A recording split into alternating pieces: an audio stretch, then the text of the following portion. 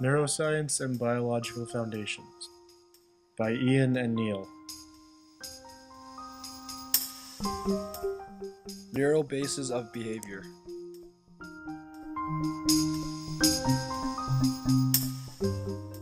Here we have two neurons in the middle of the synapse.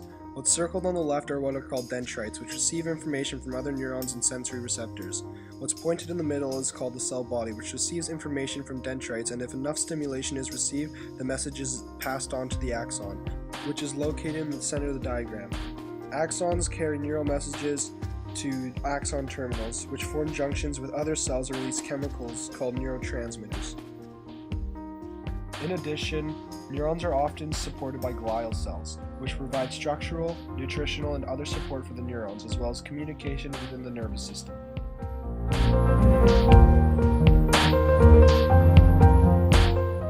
Here is a larger diagram of an axon. On the outside, there is a myelin sheath, which covers the axon of some neurons to insulate and help speed neural impulses. And on the outside of the myelin sheath, there are positively charged ions. In the center of the axon, there are negatively charged ions.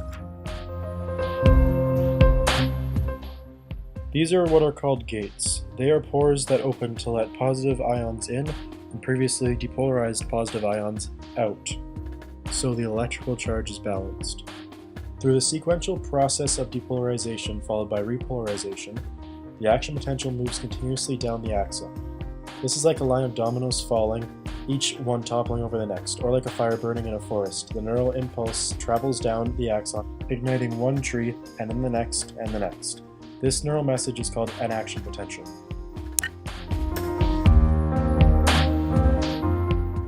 This is a synapse, which is a junction between the axon tip of the sending neuron and the dendrite or cell body of the receiving neuron. During an action potential, chemicals called neurotransmitters, which are chemicals released by neurons that affect other neurons, are released and flow across the synaptic gap from one terminal button to the dendrites of another cell body. These are the neurotransmitters and how they affect us.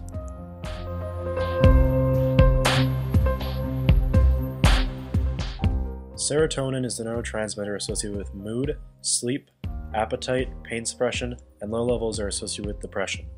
Other things it affects are impulsivity, temperature regulation, and sensory perception. Next is acetylcholine, which controls muscle action, cognitive functioning, memory, REM sleep, emotion, and has a suspected role in Alzheimer's disease. Dopamine is associated with movement, attention, memory, learning, and emotion. Too much dopamine is associated with schizophrenia, while too little is associated with Parkinson's. It also plays a role in addiction and the reward system. Norepinephrine, or noradrenaline, affects learning, memory, dreaming, emotion, waking from sleep, eating, alertness, wakefulness, and reactions to stress. Low levels of norepinephrine are associated with depression, and high levels with agitated manic states.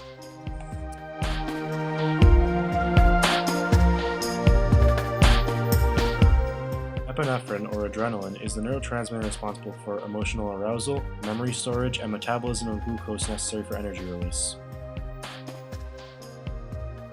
GABA, or gamma-aminobutyric acid, is responsible for neural inhibition in the central nervous system. Tranquilizing drugs like Valium increase GABA's inhibitory effects and thereby decrease anxiety. Endorphins are chemical substances in the nervous system that are similar in structure and action to opiates. They are involved in pain control, pleasure, memory, mood, and learning. Next, we'll be talking about our genetic inheritance. To begin, behavioral genetics is the study of relative effects of heredity and environment on behavior and mental processes. Hereditability is the measure of the degree to which a characteristic is related to genetic inherited factors. Within a strand of DNA are genes, which are segments of DNA that occupies a specific place on a particular chromosome and carries the code for hereditary transmission. Chromosomes, on the other hand, are thread-like molecules of DNA that carries genetic information. Here we have a bundle of stem cells, which are cells that give birth to new specialized cells. A stem cell holds all the information it needs to make bone, blood, and brain cells, or any part of the human body for that matter. It can also copy itself to maintain a stock of stem cells. Secondly, the division and differentiation of non-neural cells to produce neurons is called neurogenesis, which is closely incorporated with stem cells. Evolutionary psychology is a branch of psychology that studies the ways in which natural selection and adaptation can explain behavior and mental processes. Natural selection is the driving mechanism behind evolution that allows individuals with genetically influenced traits that are adapted in particular environments to stay alive and produce offspring. For example, the giraffe originally had a very short neck. After time of stretching to reach high branches, its neck became progressively longer due to natural selection and evolutionary process. What are hormones? Hormones are chemicals manufactured by endocrine glands and circulated in the bloodstream to produce bodily changes or maintain normal bodily functions. What's drawn here is the endocrine system. It is a collection of glands located throughout the body that manufacture and secrete hormones into the bloodstream.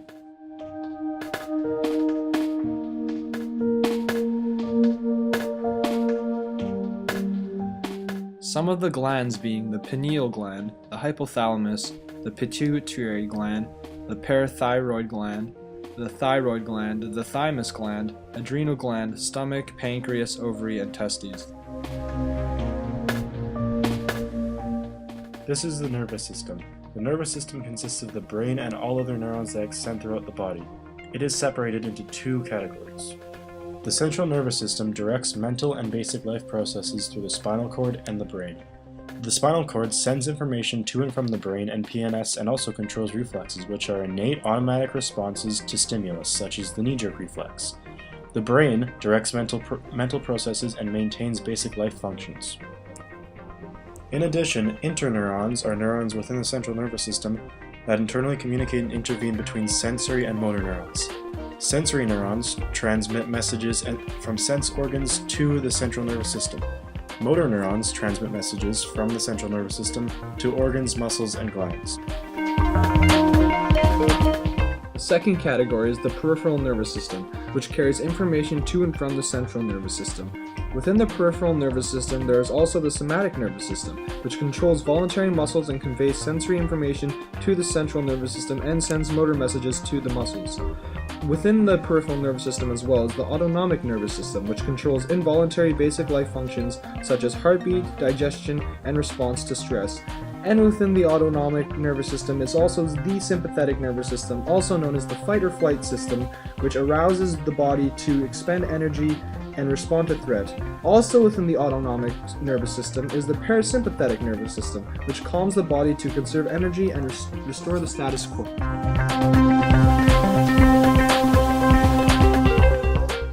Next, we will be covering the cerebral cortex, which is a thin surface layer on the cerebral hemispheres that regulates most complex behaviors, which includes sensations, motor control, and higher mental processes. It is said that the cerebral cortex is the most important part of the brain and completely overlooks the four lobes.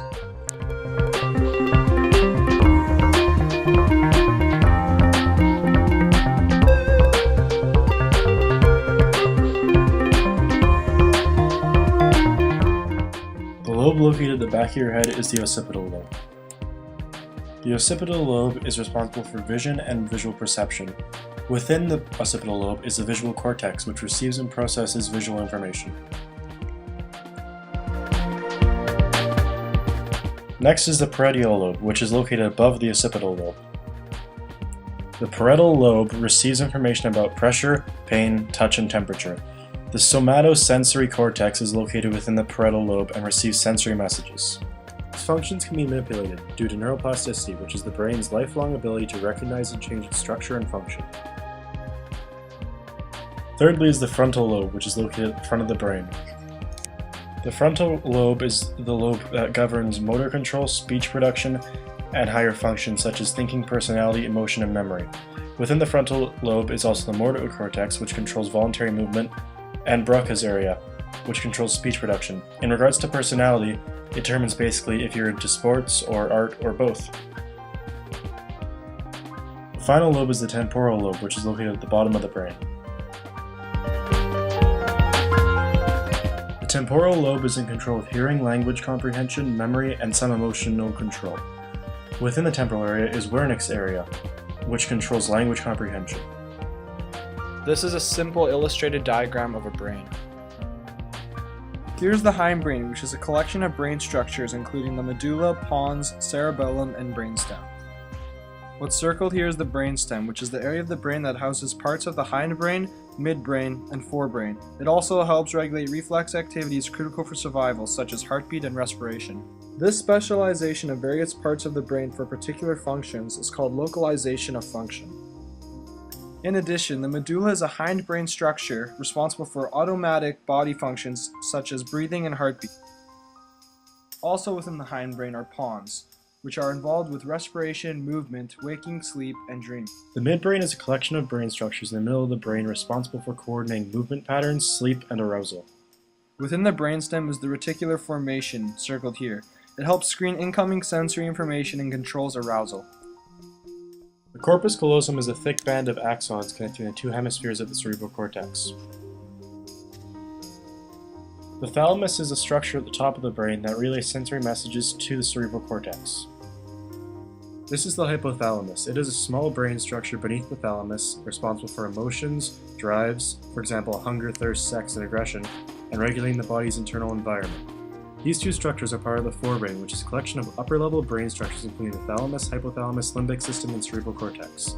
The limbic system is an interconnected group of forebrain structures involved with emotions, drives, and memory.